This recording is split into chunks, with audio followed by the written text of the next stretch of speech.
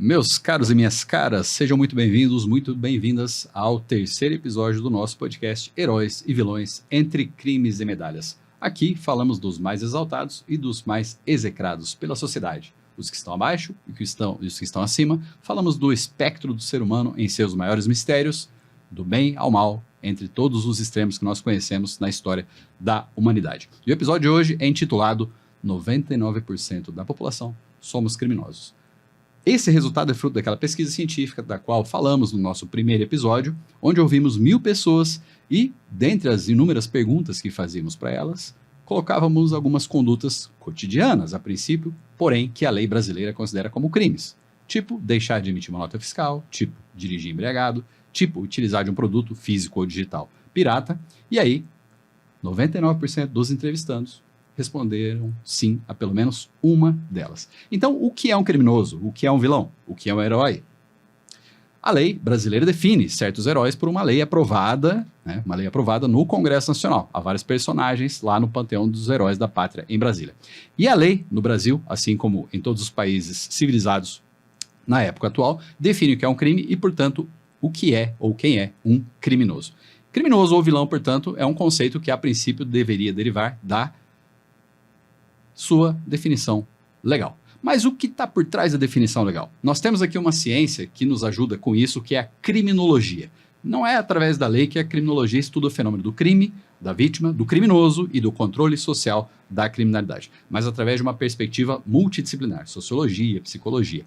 E hoje nós temos aqui um convidado muito especial, doutor em ciências criminais, advogado criminalista e professor, que é o Dr. Walter Bittar, autor e coordenador de um livro chamado Criminologia no Século XXI, e com sua vasta experiência na docência e na advocacia criminal, além de seus inúmeros textos produzidos na ciência criminal, vai nos ajudar hoje a definir, então, o que é um criminoso. Será que 99% mesmo somos? O que é um criminoso? O que é um vilão? Dr. Walter Bittar, muita alegria, muita honra tê-lo conosco aqui. Muito obrigado por aceitar o nosso convite. E como a gente tem pontuado, a questão de quem é o herói, quem é o vencedor, quem é o ídolo, quem é o ícone, quem é a pessoa que se destaca e quem é o criminoso, aquele que é perseguido, que é condenado, que é torturado, que às vezes é morto pelo aparato estatal, muda conforme o tempo, conforme a época, conforme a cultura. Nós temos aí inúmeros personagens ambíguos na história, Tiradentes, Joana d'Arc, próprio Jesus Cristo condenado no processo criminal, hoje reconhecido como um herói da humanidade. Então, o tema é bastante espinhoso, bastante complexo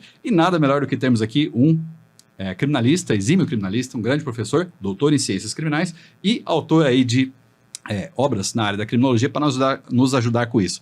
Professor Walter, muito obrigado por aceitar o convite, bem-vindo à Band Londrina Tarobá. Se apresenta para nós e já começa respondendo aí o que é um criminoso ou quem é um criminoso.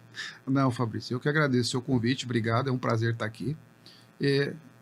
Eu digo que não existem heróis, existem momentos de heroísmo. Na vida real não existem heróis, os heróis só existem na ficção. Ninguém, em sã consciência, praticaria um ato de heroísmo colocando em risco a sua própria vida, seu próprio patrimônio, a sua família. Mas existem sim momentos de heroísmo. A guerra mostra isso. Você não tem opção. E com relação a heróis e vilões, o que os fazem são também questões temporais. Um momento, um interesse político, uma imagem, e que isso é muito icônico na figura do Batman. O Batman é considerado um herói, mas, na verdade, Batman é um grande criminoso. Ele tem conluio com a polícia, ele ajuda a polícia, ele mata pessoas sem julgamento, ele produz provas ilícitas, ele vasculha a vida de todas as pessoas e ele é considerado um herói. E, inclusive, com relação a uma situação muito interessante, por ele se apresentar como um multimilionário, que, na visão de políticas progressistas, seria justamente o vilão, aquele que usurpa o trabalho do seu semelhante para um enriquecimento, vai-se saber de que forma, se ilícito ou se ilícito. Então, o Batman, para mim, é o personagem mais icônico para tentar resumir a tua colocação inicial. Perfeito. Então, a gente pode começar a nossa conversa aqui, doutor, por esse critério. Vamos dizer assim, o Batman, ele combate o crime, porém, cometendo crimes. E às vezes nós vemos isso não só na ficção, mas também na vida real. Então o Bruce Wayne é uma figura riquíssima ali, que a outra personalidade desse vigilante que é o Batman, e teoricamente ele faz tudo licitamente, mas de onde vem a fortuna dele? Qual é a origem, né, desse valor?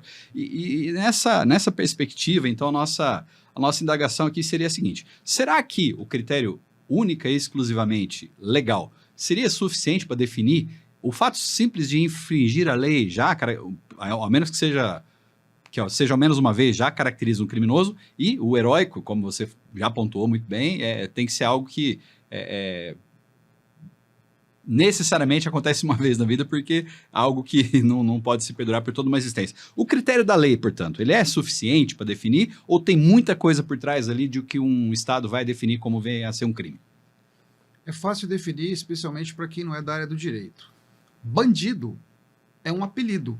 Bandido é um adjetivo que você coloca a quem você quiser. Você pode chamar alguém que você ama de bandido. Isso é muito comum. Agora, criminoso é o cara que cometeu o crime, ou seja, ele violou uma norma incriminadora prevista na lei brasileira, ou numa lei internacional, se você estiver em outro território. E até mesmo a lei brasileira, em situações excepcionais, atinge uma pessoa que seja fora do nosso território nacional. Mas, objetivamente, é isso. Crime é aquela pessoa que pratica uma conduta que o Estado não admite e que sanciona com uma pena. Ponto. Isso é crime. Bandido, isso é um termo muito mais do jargão jornalístico, ou da ficção, ou das histórias em quadrinhos, que não tem qualquer hipótese de qualificação, porque parte de um pressuposto pessoal. Bandido é aquilo que você acha que é bandido. Depende, portanto, da perspectiva, do momento histórico, da cultura. Da animosidade.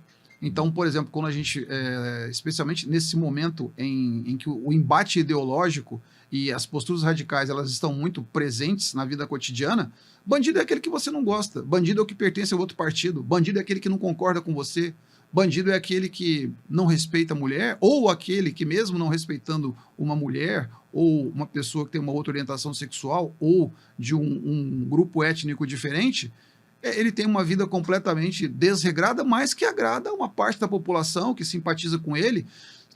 Bandido pode ser o torcedor de uma agremiação adversária que está dentro de uma torcida organizada e que muitas vezes ele mesmo não comete fato ilícito nenhum, mas ele assim vai ser identificado por um estereótipo. Bandido é estereótipo, não é termo técnico e tampouco pode ser mensurável ou enquadrado dentro de qualquer tipo de rótulo. Certo. Bandido vem de bando, né? A ideia é alguém que participa de um bando, né? É alguém que participa de bando, mas não, isso não tem uma qualificação. O crime ele passa a existir no momento em que você permite ao Estado, que é o detentor do poder, que ele retire a sua liberdade ou que ele lhe puna, seja corporalmente, seja com a própria pena de morte, tirando a sua vida. Alguns países permitem esse tipo de pena, mas você dá o direito ao Estado fazer isso. Então, o crime, como nós conhecemos hoje, ele vem a partir da ideia do contrato social, ou seja, você permite ao Estado, mediante um acordo de vontades, que ele lhe aplique uma sanção para determinadas situações que, em tese, você está de acordo. Vamos pegar um exemplo bastante polêmico. Droga. Muita gente não entende que existem drogas lícitas e drogas ilícitas. Então, vamos pegar a droga mais popular, que é o consumo de álcool.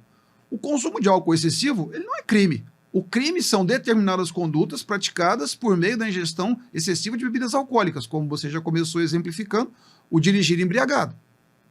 E as formas de acréscimo de pena que tornam o crime mais grave quando você se embriaga para cometer um tipo de delito. Mas, a rigor, você se embriagar por si só não significa nada.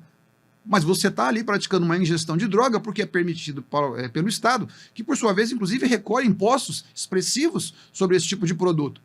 Agora, outras drogas, por questões culturais, por questões históricas, por questões de interesse político, por questões religiosas, elas simplesmente não são aceitas e são punidas como crime, porque existe um desejo que essas condutas sejam punidas. Então, no fundo, o crime, tecnicamente, além de ser um texto legal escrito, ele tem que ser escrito, ele não pode ser oral, ele é uma decisão política, ele é uma forma de exercício de poder, de controle.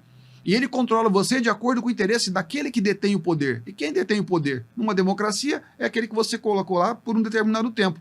Numa autocracia, numa ditadura, é aquele que detém o poder por força ou por algum tipo de interesse que mantém ali, fazendo com que ele comande e use a figura do crime, a gente fala mais o direito penal, para controlar a sociedade do jeito que lhe interessa ou na forma como ele pode ficar mais tempo se mantendo no poder, que no fundo é o interesse de todo e qualquer político que não tenha o espírito altruísta do cargo, coisa que eu, infelizmente, não tenho mais observado a partir de dados empíricos da minha própria vida pessoal.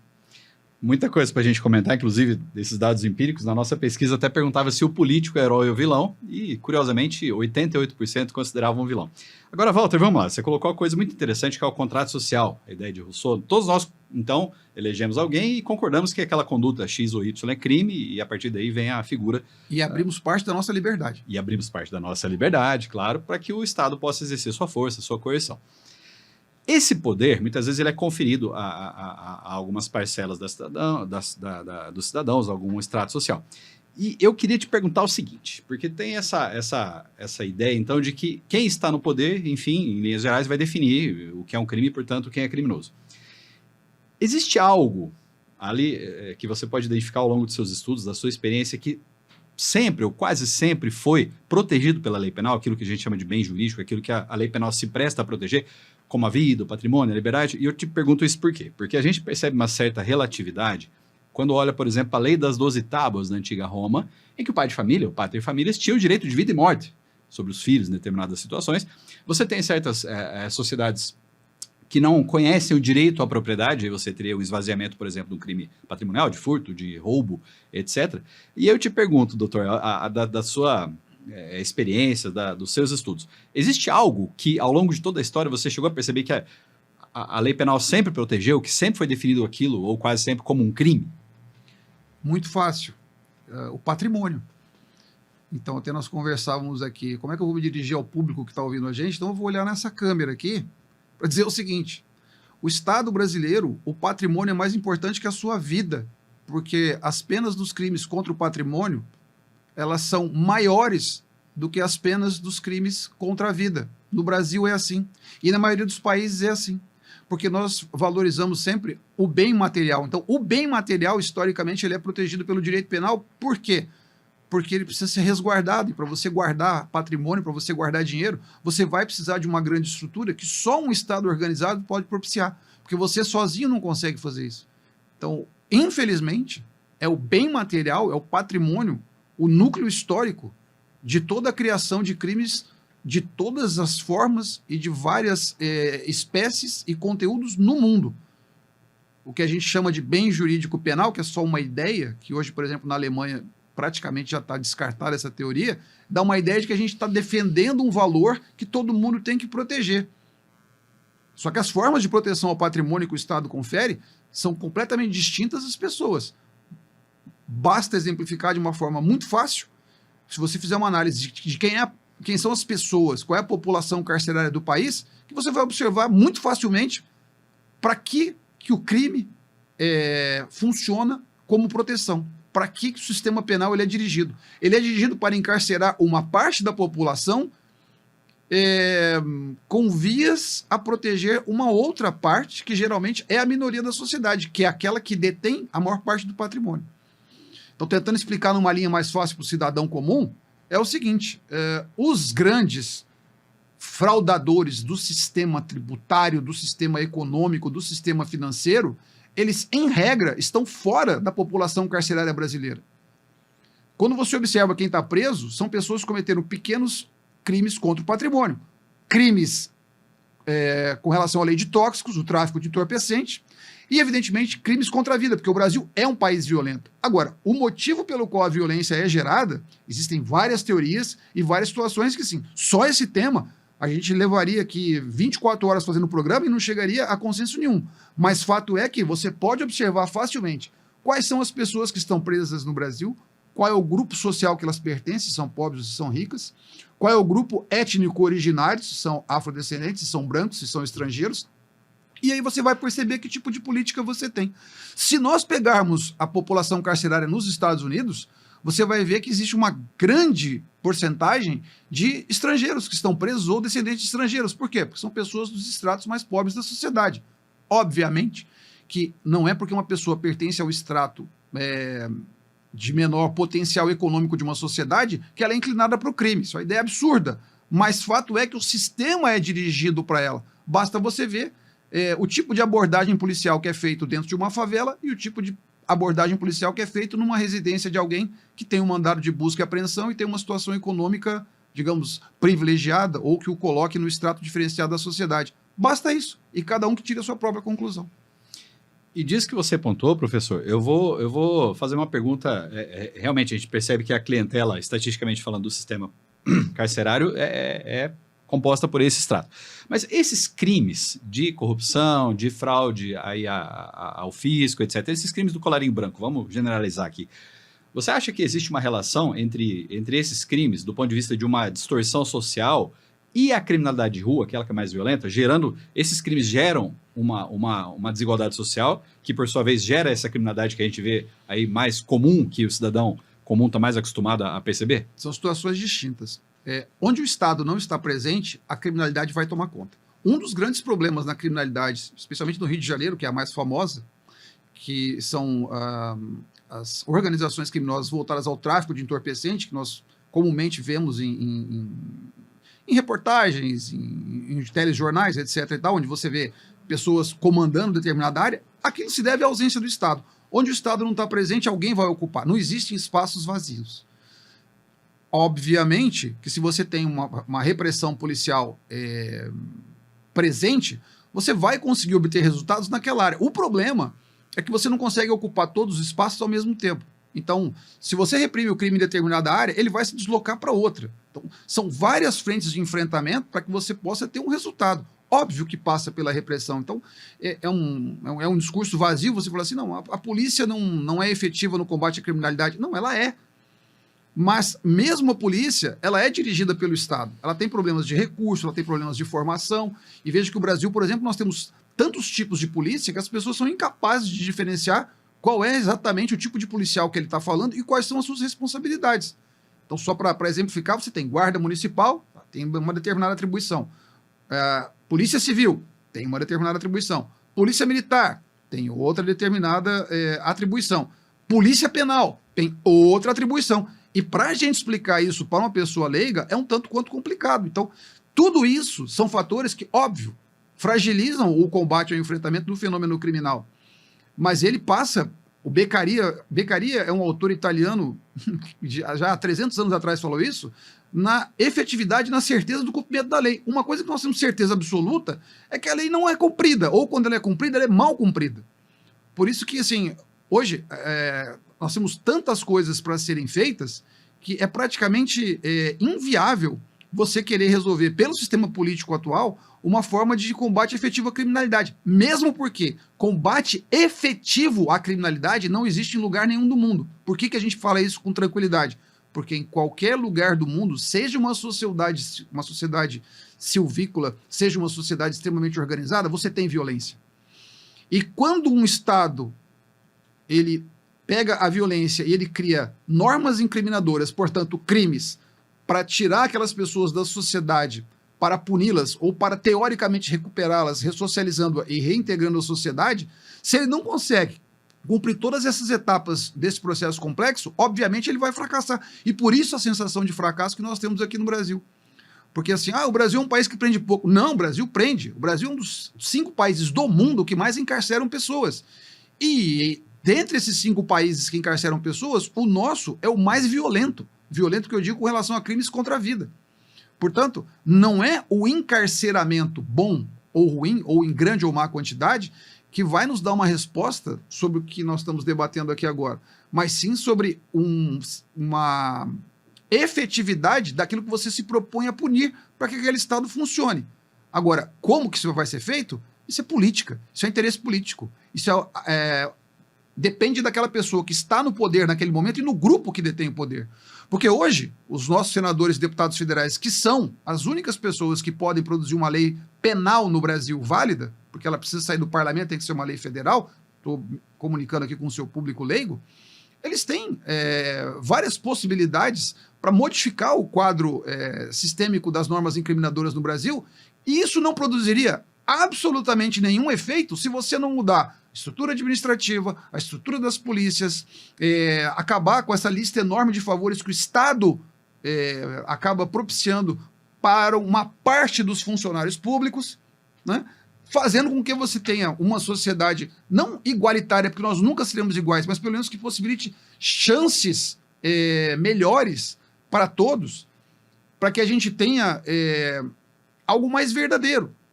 Porque a gente conversava antes aqui não de apenas começar simbólico. a gente começava aqui no nosso podcast, a imagem que se tem, por exemplo, de um promotor, de um advogado, de um professor de direito, de um juiz, enfim, de todas nós figuras que nós chamamos de operadores do direito, ela está muito ligada à moralidade dessa pessoa. E em qualquer um desses estratos que nós estamos colocando aqui, nós temos pessoas de comportamento absolutamente imoral, pessoas que cometem crime, mas você tem que ter uma estrutura para julgar, seja você sendo um sujeito imoral, sendo você seja um não qualificado moralmente para exercer o cargo, porque esse modelo de sociedade complexa que nós criamos exige. Então, quando a gente fala assim, uma pessoa tem um discurso, não, eu tenho uma solução para o crime, mentira. Ele não tem solução para o crime. Ninguém tem solução para o crime. Isso é um problema que sempre vai existir. Ele nunca vai acabar. Agora, a violência é diferente. Então, para você ter uma sociedade menos violenta, obviamente que isso começa dentro de um sistema educacional, da educação das pessoas, que o Estado tem uma parte importante e as famílias têm uma parte muito importante dentro disso. Mas, acima de tudo, de pessoas que se sintam incluídas na sociedade. Aquele que é o excluído da sociedade, a gente chama assim, esse é o marginal. O marginal é aquele que está à margem. E como é que eu vou fazer inclusão social? Bom, aí nós temos que ter políticas públicas sérias, nós temos que ter um Estado mais sério, nós temos que ter pessoas mais sérias, nós temos que ter um investimento brutal em educação, coisa que nunca foi feita. E é interessante, porque eu falo assim, o Ministério da Educação podia ser o Ministério da Justiça, desde que você pegasse todo o dinheiro alocado hoje no Ministério da Justiça e você colocasse no Ministério da Educação para ter uma educação de verdade, para que as pessoas tivessem essa oportunidade, porque consciência é tudo. Vamos pegar assim, civilizações mais antigas, que têm grandes sistemas educacionais, Japão, que é milenar, a Finlândia. Agora, você vai olhar os dados da violência nesses países, eles existem, mas são ínfimos perto do Brasil. E, coincidentemente, são países que têm grandes sistemas de educação. Então, até para onde você vai direcionar um investimento para diminuir a violência ou para combater a criminalidade, ele não tem a ver com a figura do vilão, do assassino. Ele tem a ver com a base educacional que você vai dar para um país. Mas quando a gente vai começar esse modelo de verdade, é impossível precisar, e ele não está ligado à figura política A, B, C ou D. Ele está ligado a cada pessoa individualmente, cada grupo, seja a sua igreja, seja o seu clube, seja o seu núcleo de relacionamento, é onde você pode ter iniciativas que produzam efetivamente resultado. Porque se as pessoas esperarem uma iniciativa do poder público, que é o que todo mundo espera, o nosso problema vai continuar piorando como tem sido há décadas, para não dizer centenas de anos no nosso país. E aí tu me lembra de uma fala que até está no nosso artigo aí sobre o tema Heróis e Vilões, que é a frase de Pitágoras, que a gente conhece do teorema, né, da matemática, mas ele diz algo no seguinte sentido: eduque os meninos e não será necessário punir os homens, algo nesse sentido. E aí, Walter, eu te pergunto, então faz sentido aquela afirmação que a gente escuta vez ou outra das comunidades mais carentes, o Estado só aparece aqui quando é a polícia? É absolutamente verdadeiro. E vejam que uma coisa importante também no enfrentamento à violência, e no Brasil a gente tem deixado de fora, é uma participação maior das forças policiais. Eles precisam ter voz ativa, eles precisam ser ouvidos, eles também têm contribuições importantes para fazer. Então, eu vejo muito, por exemplo, essa questão da algema no Brasil, que se transformou num grande debate, mais uma falácia no Brasil, de que, para quem não sabe do tema, você só pode algemar um cidadão em situações extremas. Mas como é que você vai decidir situação extrema numa fração de segundo? Como é que você vai determinar a periculosidade de uma pessoa, se ela deve ou não ficar algemada para proteger as pessoas que estão ao seu alcance em determinado momento, seja numa sala de audiência, seja numa delegacia, seja numa condução no meio da rua? Não tem como você querer estabelecer bases como se isso viola princípios de direitos humanos. Existem regras em que a força de segurança pública precisa opinar e ter voz para que ela estabeleça regras de convivência, ainda que com o uso da violência. Nós mitigamos muitas formas assim, não, o Estado não pode ser violento. Você não combate violência com violência. Em parte, isso é verdadeiro. Mas você imagina Você, como professor, com certeza já leu um texto sobre os abolicionistas. Abolicionistas são pessoas Eu ia te perguntar sobre isso. o abolicionismo do direito penal, do sistema punitivo. É muito bonito enquanto discurso acadêmico, mas se nós acabarmos com a lei penal, com a polícia, etc. e tal, e deixarmos a própria sociedade estabelecer o controle, eu vou querer mudar lá para Florianópolis, murar a cidade inteira e me proteger do que vem por aí. Então, a gente também tem que separar um pouquinho a ficção da realidade. E por isso todo mundo pode ter uma parte nesse debate que é muito importante e que nós não podemos fazer o que nós fazemos no Brasil hoje, faccionar o debate. Transformar assim, o sistema punitivo não pode proteger humanos que não sejam direitos. Ou seja, onde é que estão, eu gosto muito dessa frase assim, onde é que estão os defensores dos direitos humanos? Cadê os direitos humanos? Direitos humanos não são pessoas, direitos humanos são conceitos, são princípios que você aplica a qualquer um. Bandido, criminoso ou herói. Todos eles têm esse direito. Só que isso precisa ser aplicado hoje pelo Estado, de uma forma racional. E a palavra racional, no momento em que a sociedade não busca a racionalidade, é óbvio que ela é démodé, é óbvio que ela está fora desse contexto. Então, portanto, nós precisamos pensar mais de acordo com a realidade para fazer propostas que tragam mudanças efetivas. Mas o ponto inicial, o pontapé inicial, para a gente não ficar divagando tanto, é investir no sistema educacional equitativo na medida do possível, que dê chances melhores e que efetivamente tenha qualidade. E que o dinheiro do Estado seja carreado para esse nicho específico, porque a partir dele toda a sociedade vai ter uma colheita de como é que eu vou dizer assim, de benesses, de benefícios, e, consequentemente, vai diminuir a violência, vai ter mais proteção ao patrimônio, podemos andar mais livremente nas ruas, algo que hoje está milhares de quilômetros de distância da realidade brasileira. Perfeito. E aí eu vou voltar um pouquinho, professor, no que você apontou sobre a população carcerária em si, que é onde o Estado acaba exercendo maior... de forma mais significativa a sua violência, retirando a própria liberdade das pessoas e outros direitos, já que a gente tem um sistema que é inconstitucional, o Supremo já definiu que o nosso sistema carcerário é inconstitucional, não respeita o mínimo da Constituição em termos de dignidade humana, mas eu vou te perguntar o seguinte, você falou, a pessoa está presa lá por crimes contra o patrimônio, por crimes muitas vezes ligados à questão da droga. E aí, eu queria te perguntar sobre os critérios que o Estado usa, não precisa falar só do Estado brasileiro, para definir. Porque nós tivemos recentemente, por exemplo, no Brasil, a decisão do Supremo também, dizendo que, olha, maconha até 40 gramas, o seu porte não mais configura crime. Então, quando o Estado olha para você e fala, ô Walter, você pode tomar 3 litros de uísque à vontade, como você já respondeu, você pode ingerir bebida alcoólica se você não dirigir, se você não entregar para o menor, etc. Em circunstâncias gerais, tudo bem com o álcool do ponto de vista da licitude. E, excepcionalmente, você tem um crime ligado à questão do álcool. Mas a maconha, por exemplo, você tinha ela como crime durante décadas e hoje, por uma decisão judicial, não foi nem o legislativo, diz que não é mais. Então você tem N drogas, remédios, nicotina, maconha, cocaína, heroína, lança-perfume e etc. Drogas e drogas. Qual o critério, se é que existe, eu fico me perguntando isso, eu vou te perguntar como um criminólogo, qual o critério que o Estado, ou que os Estados adotam para definir que essa substância aqui, eu vou dizer que é crime, vou carimbar como crime, e essa aqui não? É político, porque veja assim, qual político, especialmente ligados à direita, por exemplo, que terão coragem de defender a descriminalização da maconha?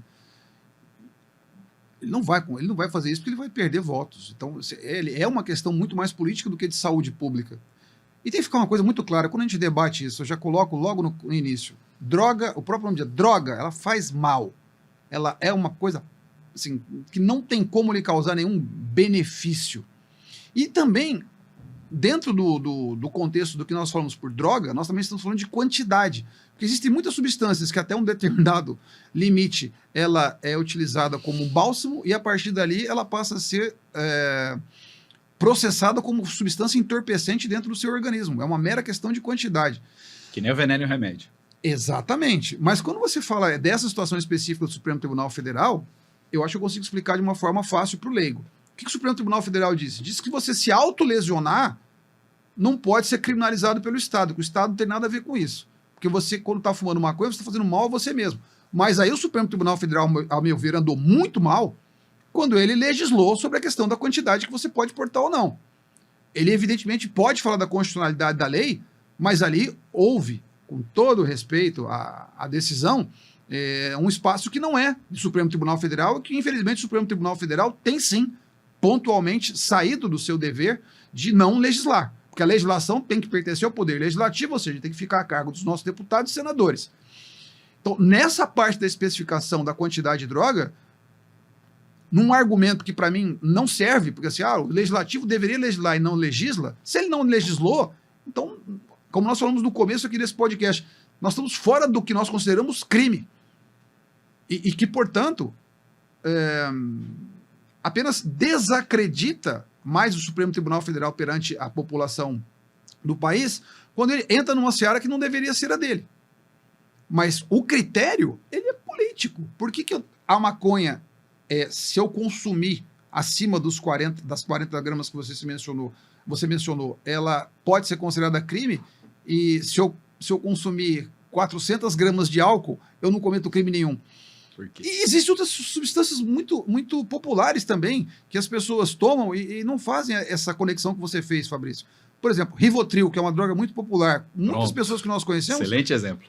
A pessoa toma Rivotril para dormir, e aí ele vai querer punir o filho dele que fumou um cigarro de maconha. Por quê?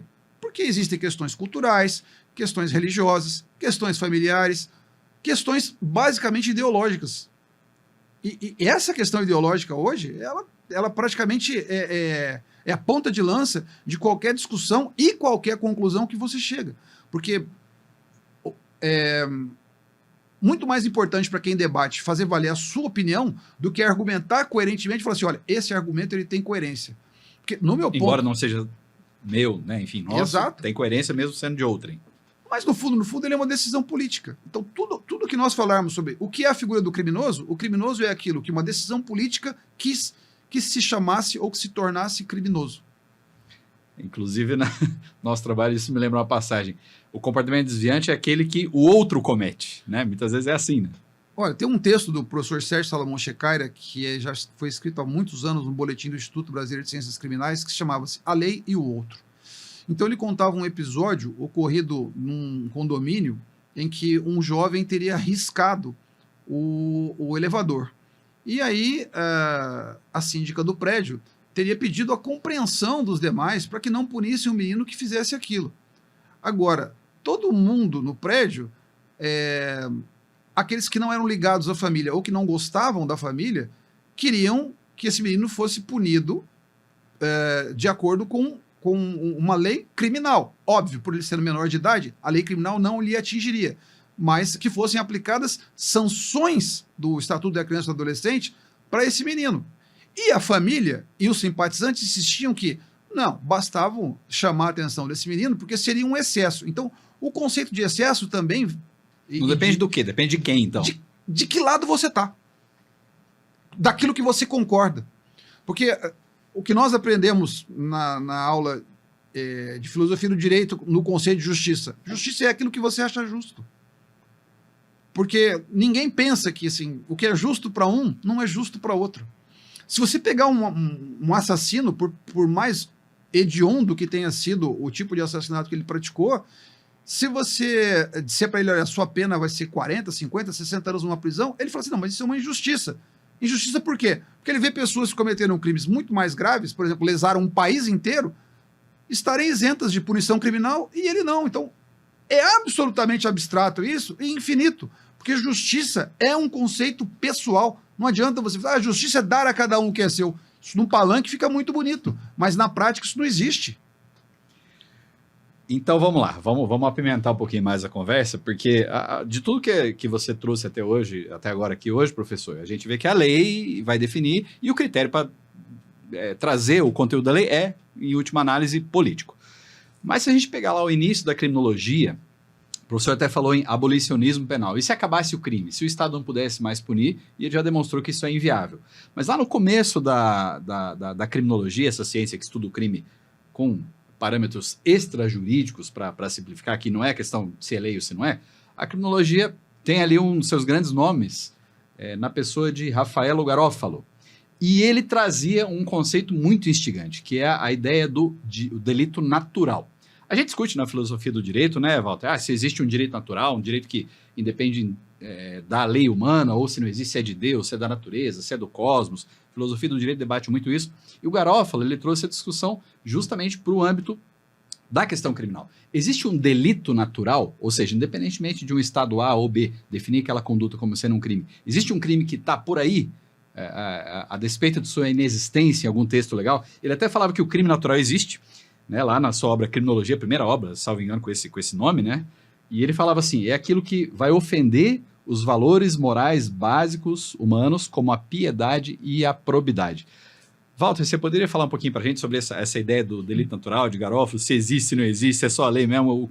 A tua ideia de criminólogo, dessa figura do suposto crime natural. É interessante falar do Garofalo, primeiro, porque ele já morreu há mais de 100 anos. E o Garofalo era magistrado, ele é italiano, magistrado, e a obra dele é referência até hoje, porque ele quis criar um conceito universal de crime. Algo que pudesse ser crime aqui, pudesse ser crime no Irã, pudesse ser crime na Austrália, e você não precisasse escrever isso numa norma. Qualquer um compreenderia o que seria o crime. Mas nós temos situações muito interessantes, porque quando você fala em moral, cada país tem uma moral diferente, tem um costume diferente. A teologia, ela procura identificar uma moral única. Mas aí também nós teremos outros problemas. Por quê? Porque se você pegar lá, não estou falando aqui de religião, estou falando aqui de conceito, os 10 mandamentos, é muito claro, não matarás. Mas aí vem a pergunta, e se for legítima defesa? Pronto. Então você já começa a interpretar, você já começa a criar uma série de contextos que muitas vezes tem a ver com aquela população específica.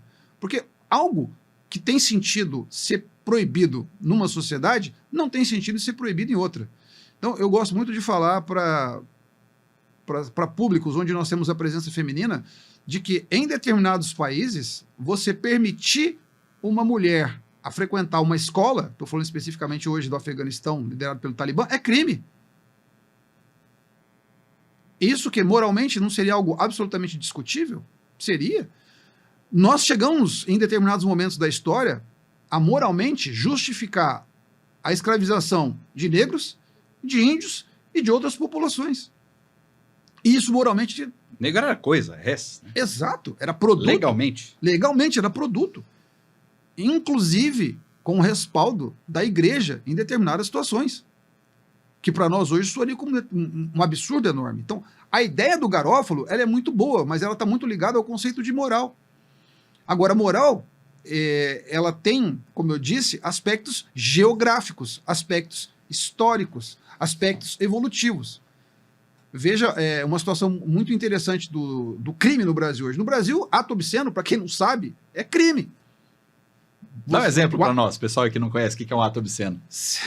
Seria uma obscenidade. Eu me levantar aqui, se estivéssemos ao vivo, e ficasse completamente nu, expondo minhas partes íntimas para um público, sei lá de quantas pessoas que estariam me vendo, obviamente, produzindo um ato obsceno. No entanto, se eu estiver numa praia de nudismo, onde esse tipo de atividade é considerada admitida dentro de um espaço determinado e com um grupo de pessoas, eu não estaria cometendo o mesmo crime. E olhem que o ato obsceno é um exemplo que eu gosto de pegar pelo seguinte, a minha falecida avó, se ela visse uma moça com uma saia acima da canela, para ela aquilo já era quase uma obscenidade. E hoje, nós temos, por exemplo, um desfile de escola de samba, ou se eu ver uma pessoa andando de biquíni no meio da rua, eu vou achar aquilo muito estranho, mas eu não vou considerar um ato obsceno. Se for na cidade litorânea, já muda. Exato, porque a obscenidade ela tem muito a ver com moral. Que tipo de moral? Mais rígida, mais liberal, religiosa, uma moral ateísta? Porque o ateu não tem moral? Tem sim. O conceito de moral ele não está ligado à religião. E é difícil você querer estabelecer. Imagina você permitir ao Estado estabelecer um padrão moral. Então, vamos pegar situações que existem e que já existiram muito próximo da gente. A Alemanha, no espaço de 50 anos atrás, e o Brasil também, já considerou o adultério como crime. E vamos dizer assim, a relação homossexual também considerada como crime. Por quê? Porque atendia a um padrão moral. Provavelmente o Garofalo diria que em qualquer lugar do mundo, se alguém tivesse uma relação homossexual, ela estaria cometendo um crime. Mas qual é o Qual é o interesse do Estado em punir uma relação homossexual praticada por duas pessoas, exercendo livremente a sua sexualidade? E que interesse teria em encarcerar esse tipo de pessoa? Em tratar essa pessoa como criminoso, como marginal? Obviamente que a sociedade, ela faz isso de uma forma informal. Porque existem determinados grupos de pessoas que nós afastamos, que nós segregamos, sim. Isso é óbvio. Porque cometem crimes. Não necessariamente cometem crimes. Então vamos pegar hoje uma situação que atinge os transexuais. Os transexuais, basicamente, eles estão restritos a atividades. Ou ele vai vender o corpo, ou ele vai trabalhar como é que eu vou dizer, nos salões de beleza, que são atividades em que sim, aqui há uma aceitação. Eu não tenho, dentro da instituição em que eu leciono como professor, nenhum professor transexual. Eu, até hoje, um cálculo assim, raso, eu já dei aula para mais de 10 mil pessoas, considerando também as aulas que a gente acaba lecionando online, para nenhuma pessoa que eu identificasse como sendo transexual ser dentro do direito. Eu sei que hoje já existem estudantes transexuais, mas eu ainda não vi essas pessoas ascenderem a cargos onde realmente ele tem poder. Eu imagino uma pessoa que tem um julgamento moral muito rígido chegar numa audiência e encontrar um juiz transexual. Como é que ele iria se comportar? Ele aceitaria aquilo? Para ele, assim, não, o Estado teria que pegar uma pessoa dessa e punir. Então, essa ideia que eu estou tentando dar uma série de exemplos que vão chegar ao infinito, mostram que se você não balizar, se você não tiver um critério para escrever uma norma escrita e que, pelo menos na teoria, você possa compreender o que você está fazendo de errado e você passar a julgar a moral, você vai ter que colocar todo e qualquer comportamento no poder do Estado para colocar uma pessoa na cadeia. E para isso você vai ter que ser uma pessoa pura, uma pessoa ilibada moralmente. E essa pessoa, ela não existe. Só esse 1% que... Só esse 1%. E esse 1% é interessante porque na pesquisa do professor Fabrício, nós também conversávamos informalmente antes, nós temos o seguinte questionamento: 99% não reconhece, reconhece ter cometido um crime, 1% não reconhece, mas 1% pode ter mentido e, portanto, cometido uma falta moral. E aí a gente vai, acho que toda essa parte da sua fala, Walter, é no sentido de que o crime está ligado à questão moral. Poder pegar a lei seca nos Estados Unidos, por exemplo, na época do Al Capone. Então, é difícil dissociar o crime, a questão criminal da questão moral? Para mim é impossível. Óbvio que tem intrínseco algo dentro desse exemplo que você deu. Mas vamos tratar aqui um exemplo fácil de entender. Você que está vendo a gente agora, imagino que você goste, sei lá, as pessoas que consumem regularmente ou socialmente bebida alcoólica. Imagina se hoje nós tivéssemos uma condição de criminalizar o uso da bebida alcoólica. O que você acha que iria acontecer no mundo? Você acha que as pessoas iriam parar de consumir bebida alcoólica? Não iriam. O que ia acontecer é que ele se tornaria uma atividade marginal. As pessoas dariam um jeito, se o Estado não fornecesse, ou o comércio legal não fornecesse, de buscar no comércio ilegal a bebida. Por quê? Porque culturalmente isso foi aceito, isso foi admitido como uma conduta que não é considerada imoral. Ia para a cifra do tráfico daí. Olha só, Fabrício, a figura do bêbado, inclusive, ela é uma figura muito comum em shows de stand-up comedy, em personagens que nós consideramos engraçados, em figuras que adornam os casamentos. A gente fala, sempre tem o tio bêbado, caricato. Sempre tem o caricato, mas não está associado a uma figura marginal, sendo que os maiores problemas de violência doméstica no Brasil têm como seu principal inimigo o consumo de bebida alcoólica. E se me permite, eu preciso fazer essa interrupção até para que eu não me esqueça.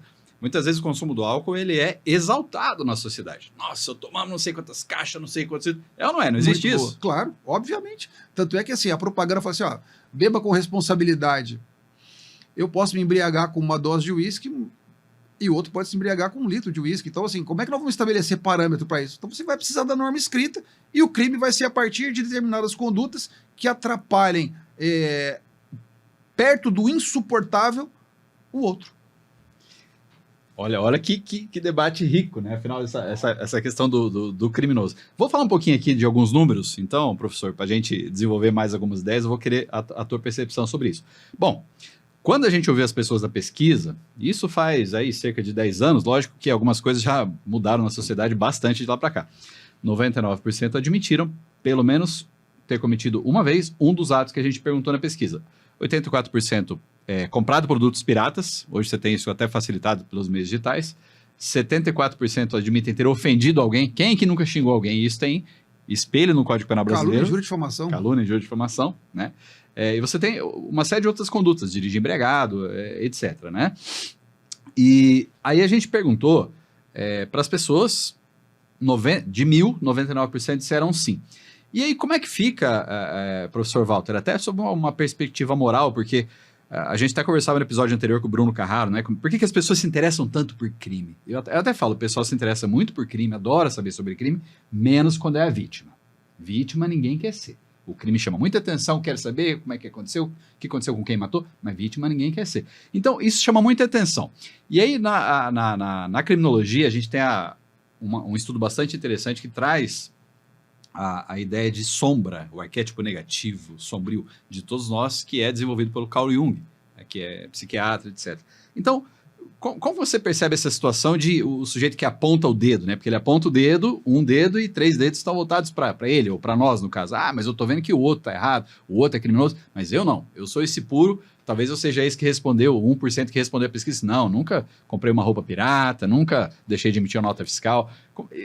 Do ponto de vista até criminológico, claro, mas talvez psicológico, professor Walter, como é que você percebe isso? O criminoso é o outro, eu gosto de julgar, eu gosto de saber do crime, eu gosto de punir, mas e eu? A minha autoanálise, não sei se... Sim, não entendi. A gente teria que fazer um estudo antropológico muito profundo.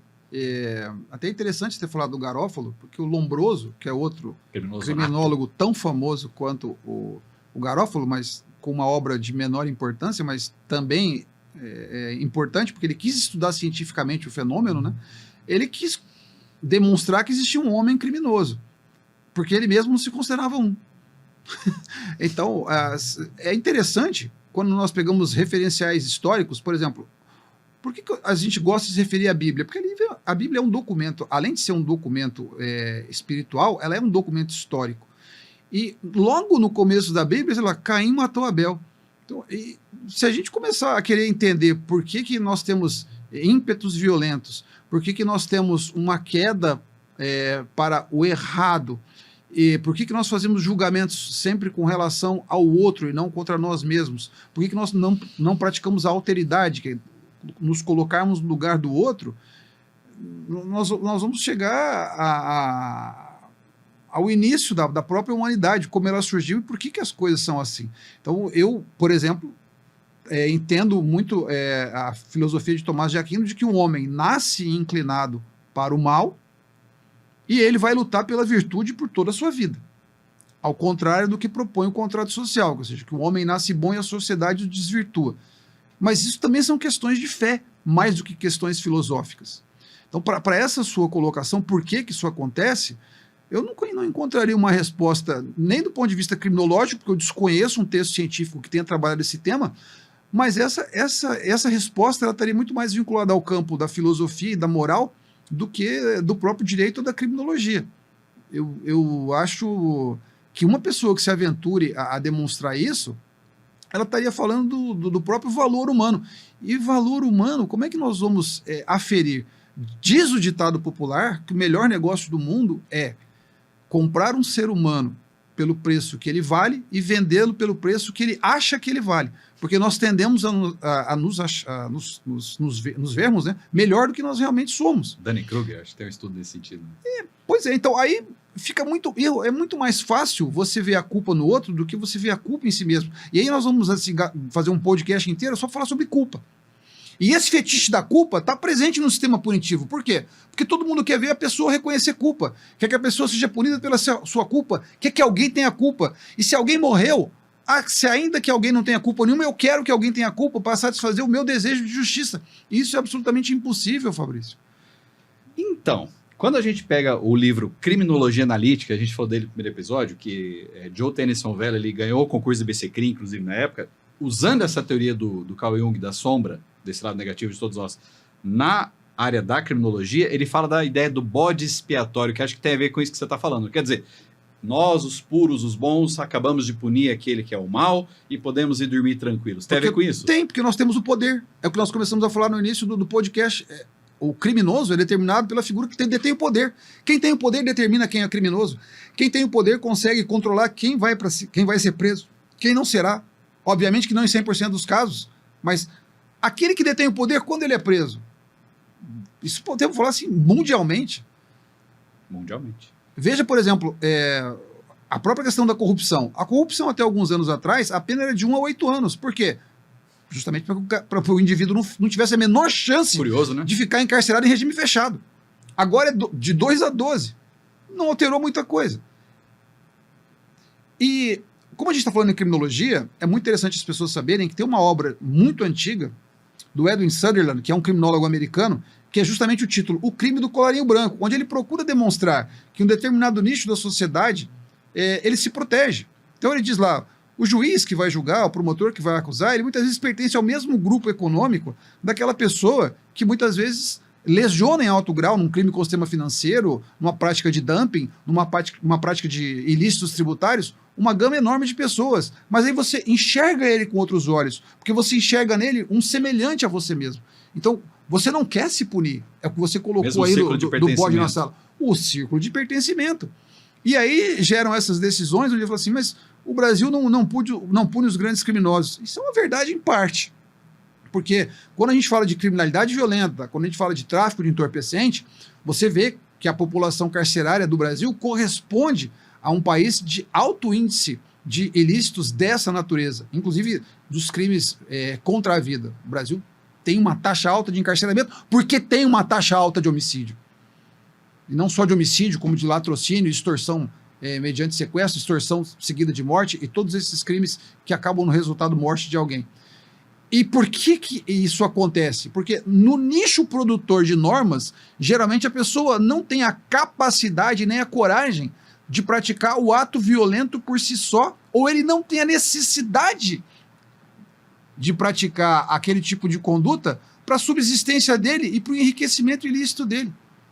Hoje nós temos uma série de pessoas dentro do mundo das redes sociais ganhando dinheiro de forma ilícita, mas que você não associa isso com violência, mas que está provocando mal a uma série de pessoas, seja a sua honra, seja ao expor as crianças e os adolescentes a uma sorte de impropérios, de condutas perigosas dentro do âmbito da internet e que estão absolutamente à margem da lei, porque eles não são vistos como figuras perigosas. E o legislador também é incapaz de legislar e criminalizar sobre isso. Eu lembro... Etiquetamento, de certa forma. O etiquetamento é sensacional, mas eu queria lembrar agora, só para não perder o gancho do que eu lembrei agora, de como algumas coisas são muito complexas na sociedade. Nós tivemos aqui em Londrina, em 2007, um congresso nacional sobre criminologia, que eu presidi, que era um congresso do Instituto Brasileiro de Ciências Criminais. E num estágio, você vai se recordar, era uma palestra do ministro Gilson Dipp, então ministro superior do Tribunal de Justiça, e veio uma pergunta muito interessante para a mesa, eu nunca esqueci isso. Ministro, qual é a melhor forma de lavagem de dinheiro? Ele riu e respondeu, é aquela que nós não identificamos ainda. Porque não é possível, dentro do universo de capacidade criativa do ser humano, você delimitar tudo aquilo que precisa ser proibido para que você produza melhoras na sociedade, ou a melhor forma de fazê-lo. Então, o que vai acontecer? Dependendo de quem estiver no poder, naquele ciclo, seja décadas, séculos, poucos anos, você vai produzir modificações que poderão ser boas ou não, que poderão ser produtivas ou não, que poderão ser justas ou não, ou que serão justas apenas para um nicho específico da sociedade. Por quê? Quando nós falamos de direito penal, criminoso e de sistema punitivo, nós estamos falando de poder. E o poder faz aquilo que ele quer enquanto ele não é limitado. Assim é que o jogo funciona, né, professor? Ou não funciona. Ou não funciona, mas é assim que a estrutura age, por assim dizer. Depende né? do ponto de vista. Agora, depende do ponto de vista, que é o que a gente não tem, inevitavelmente, concluindo ao longo desses debates, desses estudos. Agora, só para a gente ir concluindo, também aproveitar aqui um pouquinho da sua vivência no âmbito forense, né, doutor Walter, com relação ao processo criminal.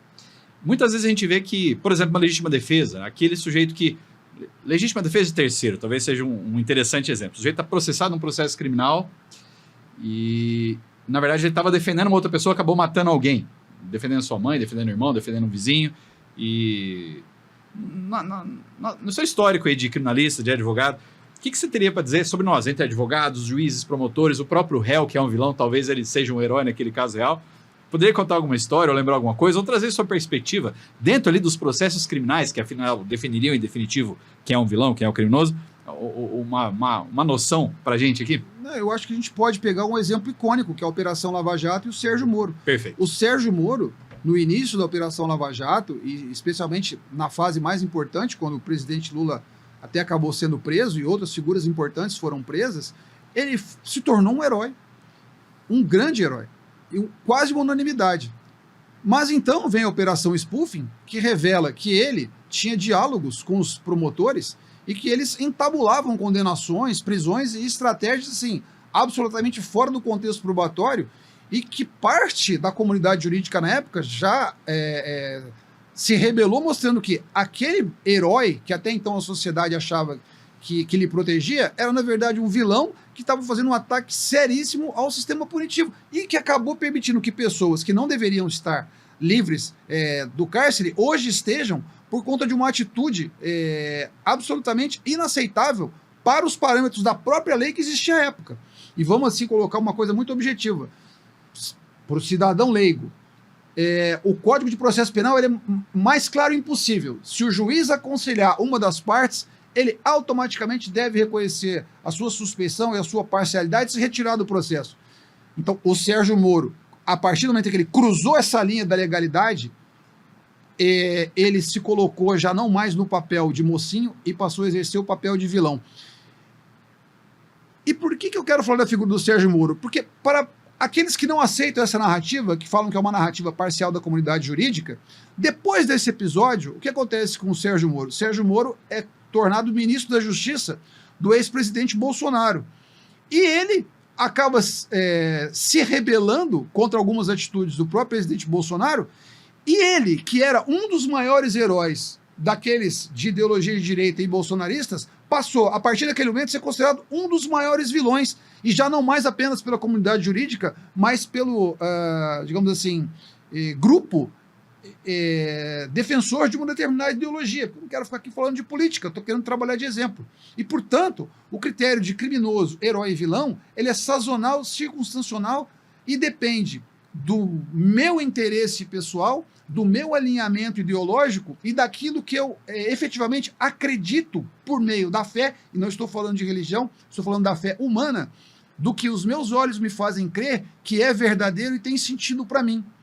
Então, portanto, eu só posso entender o critério de herói e vilão a partir de um contexto, do momento e do interesse político, social ou econômico do cidadão que faz essa análise. Eu ia fazer essa última pergunta, Walter, justamente porque é a pergunta até do nosso artigo, né, publicado na revista Tribunais.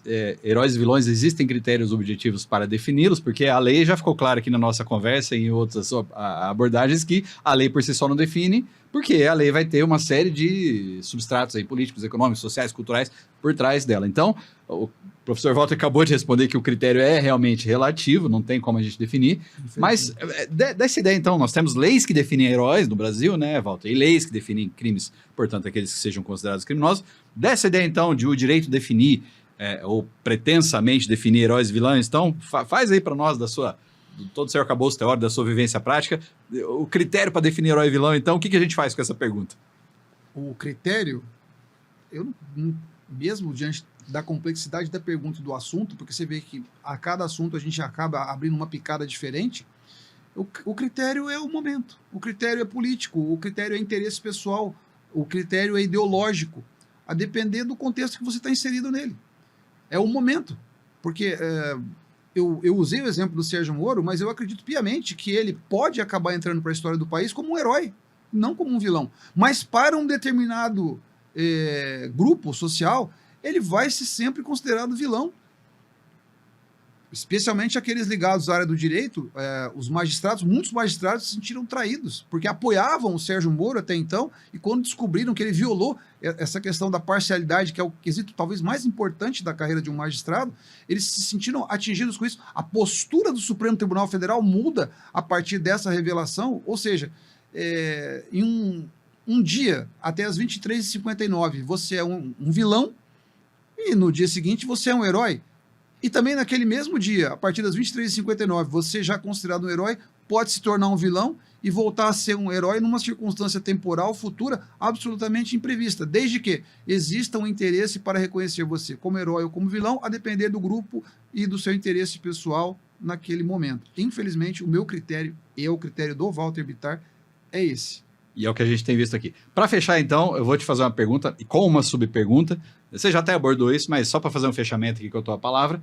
Afinal, o que define um herói e quem é ou quem são seus heróis, suas heroínas? Os meus heróis, essa é uma pergunta muito fácil. Meus pais, esses são os meus heróis. Questão de estima, questão de coração, pela história de vida que eles têm e por tudo que eles significam para mim. Herói, para mim, é aquele que tem significado. Os heróis do esporte eu prefiro guardar e não citá-los, porque poderia cometer algumas injustiças. Eu tenho alguns, seja no futebol, no boxe, que eu gosto muito, no basquete, etc. e tal. Mas é a partir de um sentimento de momento, numa determinada época da minha vida, que me marcou e que me trouxe isso. Eu falo dos meus pais porque vão me marcar para sempre, são meus heróis. E os meus vilões, eu não teria condição de colocar assim, quais são os meus vilões, porque assim, como a gente tem muito acesso à leitura e informações, o espectro de vilões, para mim, ele é tão grande que eu só conseguiria nomear os piores vilões, aqueles que eu ainda não descobri que os são e que me fazem acreditar que são heróis. Porque talvez sejam tão subrepetícios que a gente nem saiba ainda, né, professor?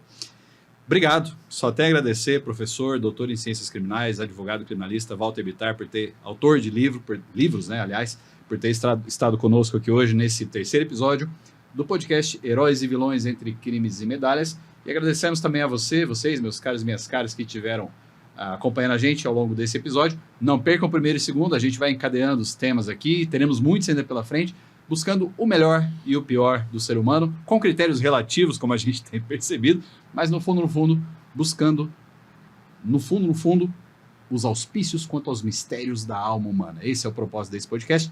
E vocês ficam convidadas para os próximos episódios, todas as quartas-feiras, 17 horas, estreando no YouTube, nas plataformas da Tarobá, Band Londrina. Obrigado, a gente se vê na próxima. Obrigado, professor Walter. Eu que agradeço. Estou à disposição, Fabrício. Obrigado, até a próxima.